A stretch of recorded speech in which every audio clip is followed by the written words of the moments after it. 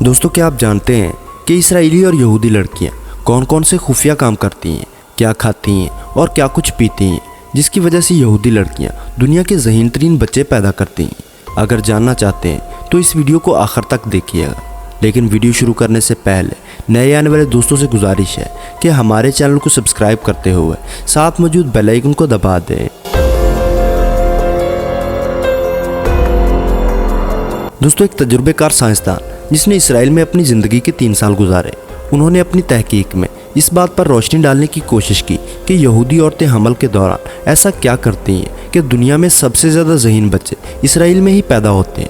انہوں نے اپنی اس تحقیق میں بتایا کہ اس سب کی وجہ یہودیوں کا ایک خاص طرز زندگی اور لائف سٹائل ہے جو نسلوں سے ان کے اندر موجود ہے۔ یہی وجہ ہے کہ ان کی جو بھی نئی نسل آتی ہے ان میں ایک خاص لائف سٹائل کی وجہ سے کمال درجے کی خوبیاں اور صلاحیتیں موجود ہوتی ہیں۔ اسٹیفن کہتے ہیں کہ یہودیوں میں جو اضافی خوبیاں ہیں وہ خدا کی طرف سے نہیں ہیں، کیونکہ خداداد صلاحیتیں اتنی ہی ہوتی ہیں جتنی ایک عام انسان میں ہوتی ہیں، لیکن یہودی اپنے آپ کو بہتر بنانے کے لیے قابلیت اور صلاحیت کو اس طرح پیدا کرتے ہیں جیسے کسی فیکٹری سے پروڈکٹ تیار ہو کر آ رہی ہے۔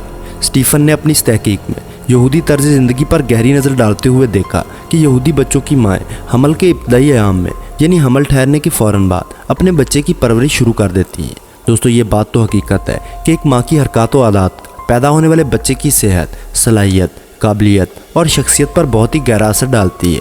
یہی وجہ ہے کہ یہودی مائیں حمل کے آغاز سے ہی ریاضی کے پیچیدہ سوالات حل کرنا شروع کر دیتی ہیں۔ حمل کے دوران وہ خوش رہتی ہیں اور اپنی خوراک کا زیادہ سے زیادہ خیال رکھتی ہیں، خاص طور پر موسیقی میں دلچسپی رکھتی ہیں۔ جہاں تک میتھمیٹکس کا تعلق ہے اس معاملے میں وہ کافی سیریس ہوتی ہیں۔ اسٹیفن کہتے ہیں کہ میں یہ دیکھ کر کافی حیران ہوا کہ حاملہ عورتیں میتھ کی کتابیں ہر وقت اپنے ساتھ اٹھائے پھرتی ہیں اور دماغی صلاحیتوں کو بروئے کار لاتے ہوئے مشکل سے مشکل سوالات حل کرنے کی کوشش کرتی ہیں۔ ڈاکٹر اسٹیفن نے کہا کہ ایک دن میں نے اپنی حیرت کو کم کرنے کے لیے ایک حاملہ عورت سے پوچھا کہ کیا آپ یہ سب پیدا ہونے والے بچے کے لیے کر رہی ہیں؟ تو انہوں نے ہاں میں جواب دیتے ہوئے کہا کہ جی ہاں، بچوں کو ٹرین کرنے کے لیے یہ سب کچھ کرنا پڑتا ہے تاکہ وہ بعد میں ہوشیار اور جینیس بن سکیں۔ اسٹیفن کہتے ہیں کہ گانے بجانے کے بارے میں میرا خیال تھا کہ یہ شاید پرسکون ہونے کے لیے بجایا جاتا ہے، لیکن مجھے حیرت ہوئی جب اس بات کا پتہ چلا کہ یہودی سائنسدانوں کی ریسرچ ہے کہ پیانو اور وائلن کی پریکٹس سے پیدا ہونے والے بچے کی دماغی صلاحیت بڑھتی ہے۔ یہودیوں کے مطابق میوزک کی وائبریشن دماغ کی نشوونما کرتی ہے۔ بچہ پیدا ہونے کے بعد بچے کو پیانو، وائلن اور میوزک کی باقاعدہ کلاسز دی جاتی ہیں۔ شاید یہی وجہ ہے کہ یہودیوں میں بے شمار جینیس لوگ موجود ہیں۔ اسٹیفن بتاتے ہیں کہ حاملہ عورتیں خوراک میں ہمیشہ بادام، کھجور، دودھ اور مچھلی کھاتی ہیں۔ دوستو یہودی معاشرے کا یقین ہے کہ مچھلی دماغ کی نشوونما کے لیے بہت مفید ہے۔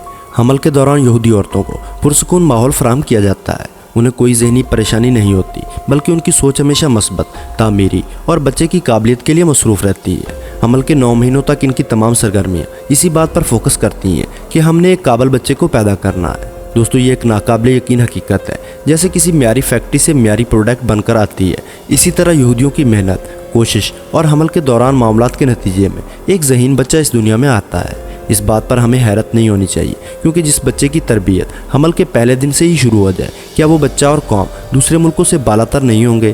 یاد رہے، آج سے قبل جب مسلمان اسلام کے اصولوں کے مطابق اپنے بچوں کی پرورش کیا کرتے تھے تو اس وقت پوری دنیا میں مسلمانوں کی حکمرانی تھی، لیکن آج یہودی پوری دنیا پر راج کر رہے ہیں اور مسلمان اپنا مقام کھو چکے ہیں۔ یہی وجہ ہے کہ آج پوری دنیا کے بزنس کا 70% حصہ یہودیوں کے ہاتھ میں ہے۔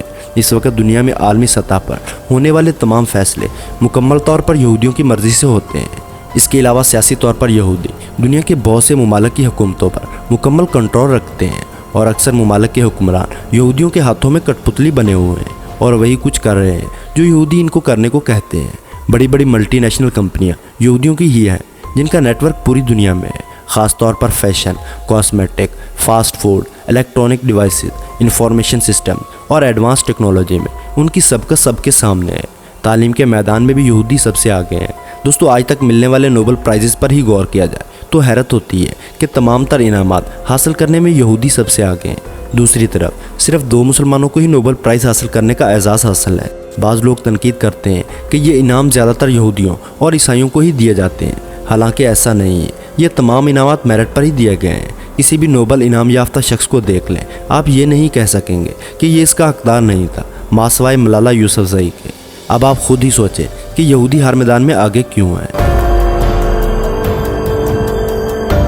तो दोस्तों कैसी लगी आपको ये वीडियो कमेंट सेक्शन में ज़रूर बताइएगा।